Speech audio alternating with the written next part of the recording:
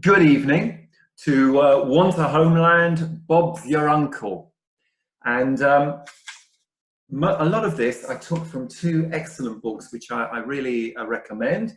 One, Palestine Complete by Tom Segev, and Jerusalem, the Biography by Simon Sebag Montefiore. If you want more details, ping me on WhatsApp. Both very, very readable and excellent reads. Anyway, Tom Segev wrote the following: the British entered Palestine to defeat the Turks. They stayed there to keep it from the French. Then they gave it to the Zionists because they loved the Jews, even as they loathed them, at once admired and despised, and above all, feared them. They were not guided by strategic considerations, and there was no orderly decision-making process. The same factors were at work when they issued the Balfour Declaration. Their proclamation of support for Zionist aspirations in Palestine. The declaration was a product of neither military nor diplomatic interest, but of prejudiced faith and sleight of hand. The men who sired it were Christian and Zionists, and in many cases anti-Semitic, and they believed the Jews controlled the world. This is one of the heroes of our story, Arthur Balfour. He was born in 1848. He entered Parliament in 1874, and he enjoyed the following nicknames. He was called Niminy Piminy and Pretty Fanny, because apparently he had a rosy cheeks and of slightly willowy limbs. He was appointed to the cabinet conveniently when his uncle was the Prime Minister, who was the Marquis of Salisbury, and the opposition MPs jeered at him. "Bob's your uncle," they shouted, that he only got to be in the cabinet because his uncle was the Prime Minister.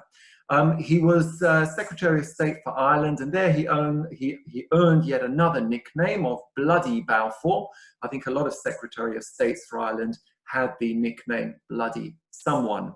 And he was competent, but he apparently, David Lloyd George said that he was like perfume on your pocket chief. That is, you stuck your pocket chief back in your pocket and you kind of forgot about him. And he said this once: nothing matters much and very little matters at all. And now to the real hero of our story, Chaim Weizmann. Chaim Weizmann was born in 1874 in Mother Russia, in what is now Belarus. He was the third of 15 children. His father was a timber merchant, so he really was he was a Russian peasant, but apparently he was very, very bright. And in 1892, he moved to Germany to study chemistry. In 1897, he would move on to Switzerland to further his studies. And in 1898, he attended the Second World Zionist Congress in Basel. And it was about this time that he met Vera Katzman, who he would later marry, and she would go on to be the first lady of Israel. In 1904, Weitzman received tenure at a provincial, unimportant university in a little town called Manchester. And I'm sorry if I insulted Manchester, it was a little quip. And there he would teach chemistry, and he was pretty good at it. And he managed to patent a way of synthesizing acetone. And that would become important in 1914 at the outbreak of the First World War. Winston Churchill was in the War Office, and he called in Dr. Weitzman and he said, "Well, Dr. Weitzman, we need 30,000 tons of acetone. Can you make it?" That was his big break. But just a little bit more about Weitzman. He was one of nature's aristocrats. And he was at home with kings and prime ministers and managed to win the respect of men as different as Churchill, Lawrence, that's Lawrence of Arabia, and President Truman. His wife Vera, being the daughter of one of the few Jewish officers in the Tsarist army, regarded most Russian Jews as plebeian, preferring the company of the English nobility, and she made sure that her Chaimchik dressed like an Edwardian gentleman. Weitzman, this passionate Zionist, hater of Tsarist Russia and despiser of anti-Zionist Jews, resembled a well-nourished Lenin and was sometimes mistaken for him. A brilliant talker, his perfect English was always spiced with a Russian accent, and his almost feminine charm combined with feline deadliness of attack, burning enthusiasm, and prophetic wisdom. Balfour and Weitzman first met in 1906. It was Balfour who, as Prime Minister in 1903, had offered Uganda to the Zionists, but now he was out of power. Weitzman feared that his languid interest was just a mask, so he explained that if Moses had heard about Ugandanism, he would surely have broken the tablets again. Balfour appeared bemused. "Mr. Balfour, supposing I were to offer you Paris instead of London, would you take it?" "But, Dr. Weitzman, we have London," said Balfour. "True, but we had Jerusalem," replied Weitzman, "when London was a marsh. Are there many Jews who think like you?" "I speak the mind of millions of Jews," said Weitzman. Balfour was impressed, but added, "Curious, the Jews I meet are quite different." "Mr. Balfour," answered Weitzman, who knew that most Anglo-Jewish grandees scorn Zionism, "you meet the wrong kind of Jews." Well, as I mentioned, Weitzman's break came through acetone in his meeting with Winston Churchill. Lloyd George was also working in the War Office, and Weitzman struck up a friendship with Lloyd George, who offered to introduce Weitzman to Herbert Samuel, the first Jew to actually be in the British cabinet. Weitzman was wary of meeting Herbert Samuel. Samuel was born in 1870 in Liverpool, and in 1902 he entered Parliament. But when Weitzman heard that Samuel was working on a memorandum for the British government, which would outline British policy in Palestine, he took up Lloyd George's offer of an introduction to Herbert Samuel. 1915, the British were engaged in a bloody war against the Turks. The Gallipoli campaign went extremely badly, and Samuel's memorandum outlined what the British intended to do with Palestine should they capture Palestine from the Turks. And he wrote, "It would enable the country to fulfill in yet another sphere her historic part of civilizer of the backward countries. It would raise the prestige of the British Empire. It would allow a positive outcome of the war for the British Empire without stripping Germany of her colonies and creating a war of revenge." Colonies of Germany were mainly in Africa. The British weren't that interested in them anyway.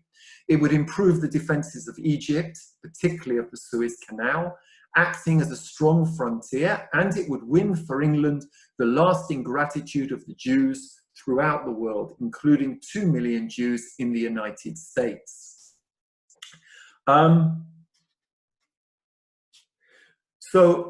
There was a lot of criticism of this memorandum of Samuel.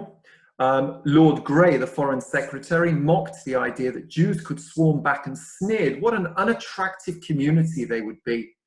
There really is something to the maxim that Disraelis so disliked, "Race is everything."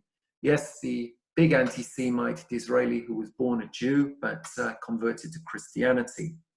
Asquith remarked regarding Lloyd George, who was a major supporter of Samuel and his memorandum. He remarked as follows: "Lloyd George doesn't give a damn for the Jews, but he thinks it will be an outrage to let the holy places pass into the possession of agnostic and atheist France." Asquith was right. Lloyd George wanted Jerusalem for the British. Lloyd George was also the son of a Methodist minister, and Jerusalem had holy significance for Lloyd George. But he was probably wrong about his attitude towards the Jews, and Lloyd George was a genuine supporter of Zionist aspirations. As I mentioned, Lloyd George introduced Weitzman to Samuel. He also reintroduced Weitzman to Balfour. Balfour remembered that he'd met Weitzman in 1906, and he said to Weitzman, now in 1915, "When the guns stop firing, you may get your Jerusalem. It's a great cause." And Weitzman and Balfour started meeting regularly. Churchill remarked on Weitzman that he was like an Old Testament prophet, though one dressed in a frock coat and top hat. And Weitzman would write in his memoirs that these British statesmen of the old school were genuinely religious. They understood as a reality the concept of the return of the Jews, and it appealed to their tradition and to their faith. Timing is everything, and in 1916 Asquith resigned and he was replaced by David Lloyd George as Prime Minister, and Arthur Balfour became the Foreign Secretary. They had genuine sympathy to the plight of Russian Jews, and the Tsarist repression in fact increased to the Jews during the war. The European upper classes had been dazzled by the fabulous wealth and exotic power and sumptuous palaces of Jewish plutocrats such as the Rothschilds. However, this confused them too, for they could not decide if the Jews were a noble race of persecuted biblical heroes, every one of them a King David or a Maccabee, or they were a sinister conspiracy of mystically brilliant, hook-nosed hobbits with almost supernatural powers. That was an aide of David Lloyd George that wrote that. Balfour was convinced the Jews were the most gifted race mankind has known since the 5th century, and Churchill thought them the most formidable and gifted race, yet simultaneously he called them a mystic and mysterious race. And Lloyd George privately criticised Herbert Samuel for having the worst characteristics of his race, yet all three were genuine Philo-Semites. That's the opposite of anti-Semites, by the way. Okay. So around the same time, the British were in a battery of diplomacy. In 1915, Henry McMahon, who was the British High Commissioner in Egypt, he was tasked with getting support of the Arabs for a revolt against the Ottomans. The British, of course, were at war with the Turks. And the main man on the ground you see in the uniform on the left-hand side is T.E. Lawrence, Colonel Lawrence, otherwise known as Lawrence of Arabia. You can see Henry McMahon at the top, and Sheriff Hussein, who is the great-grandfather of the current King of Jordan, King Abdallah, and he was the main sheikh who was in charge of the Arabs in the Hijaz, in Saudi Arabia and in Jordan. And in the course of these letters, the British basically reached an agreement with the Arabs that promised them an Arab kingdom. The area of Arab independence was defined to be in the limits and boundaries proposed by the Sheikh of Mecca, that Sheikh, the Sheriff Hussein, with the exception of portions of Syria lying to the west of the districts of Damascus, Homs, and Hama. This was all left very, very vague, and the British would later say that the offer of an Arab kingdom did not include Palestine. Of course, the Arabs categorically would disagree with this. And in 1916, the British managed to sign another agreement, this time with the French. It was signed by Mark Sykes, who you see at the top, and Francois Pinault at the bottom. They drew a line in the sand in the desert of Palestine and basically carved up the Middle East between them, Britain agreeing that at the end of the war, if they were successful in defeating the Ottomans, the British would get Jordan, South Iraq, the southern part of Palestine, Haifa and Akko. The French would get Syria, Lebanon, southeast Turkey and northern Iraq. The Russians would also get bits and pieces. And after the war, the French would agree to give the whole of the Palestine to the British. So in spring of 1917, Balfour said, I am a Zionist. Why did he say this? He said this because the British were worried that the Germans would come out with a declaration supporting Zionism, and the British were extremely worried about Jewish influence. They believed in the Protocols of Zion, the forgery that had been written at the first part of the 20th century. They believed that Jews controlled the world, and in particular, they believed that the Jews controlled the American government. The Americans had now come into the war. It was essential to get more and more American troops and American weapons to the front line in France.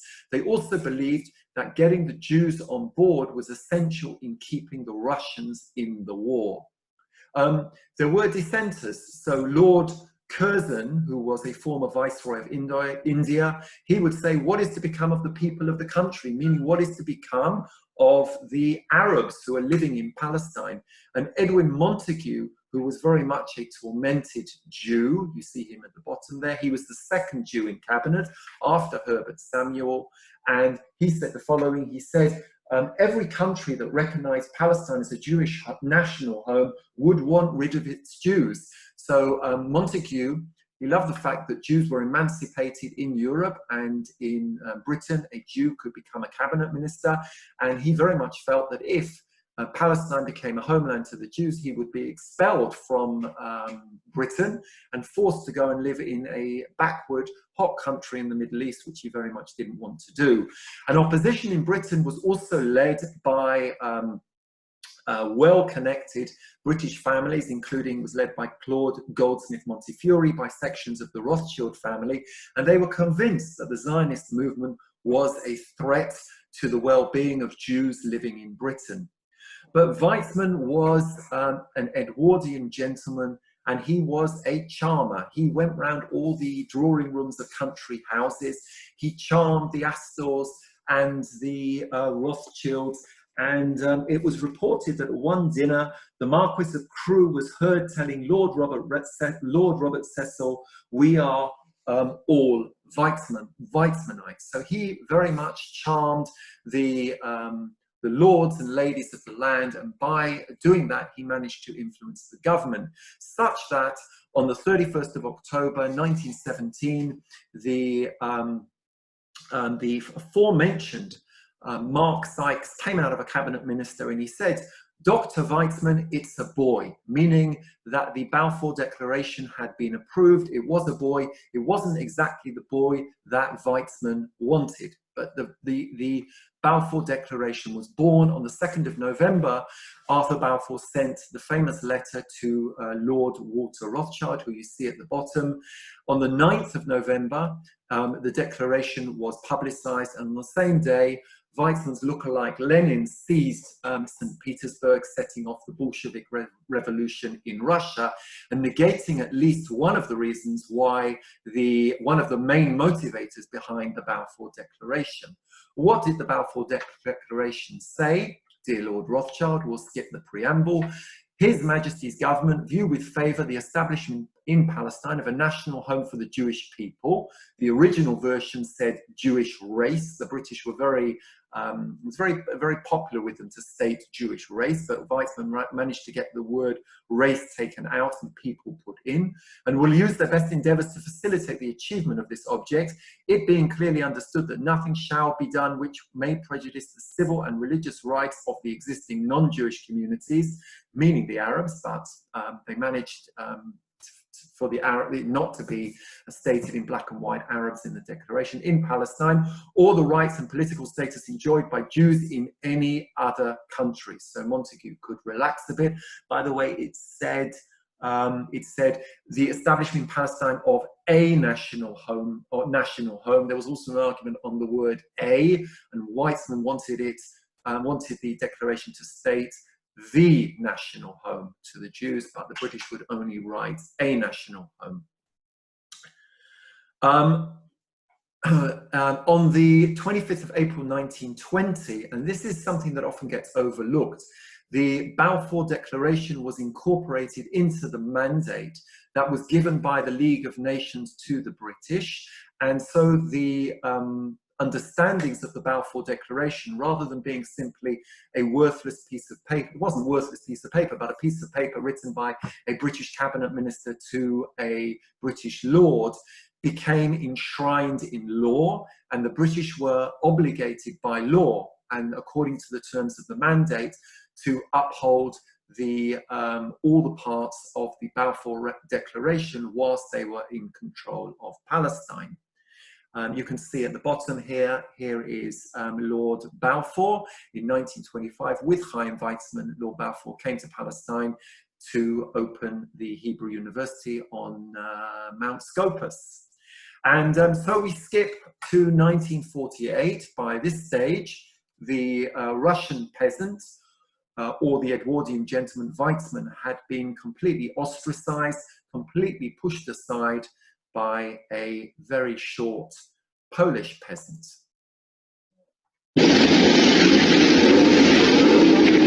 ביום ביום שישי, ה' באייר תש"ח, 14 במאי 1948, אחר הצהריים, באו המוזמנים אל בניין מוזיאון תל אביב בשדרות רוטשילד 16.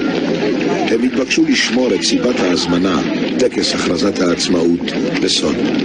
אבל בבואם מצאו את חצי העיר ממתינה להם.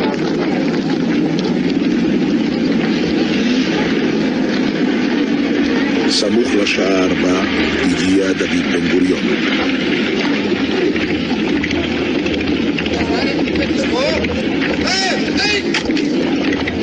כל חייו היו מסע אל הרגע הזה. זוהי זכותו הטבעית של העם היהודי להיות ככל עם ועם עומד ברשות עצמו במדינתו הריבונית, אשר תפתח לרווחה את שערי המולדת לכל יהודי ותעניק לעם היהודי מעמד של אומה שוות זכויות בתוך העמים. לפיכך נתכנסנו אנו חברי מועצת העם, נציגי היישוב העברי והתנועה הציונית, ביום סיום המנדט הבריטי על ארץ ישראל. ותוקף זכותנו הטבעית וההיסטורית ועל יסוד החלטת עצרת האומות המאוחדות, אנו מכריזים בזאת על הקמת מדינה יהודית בארץ ישראל, היא מדינת ישראל.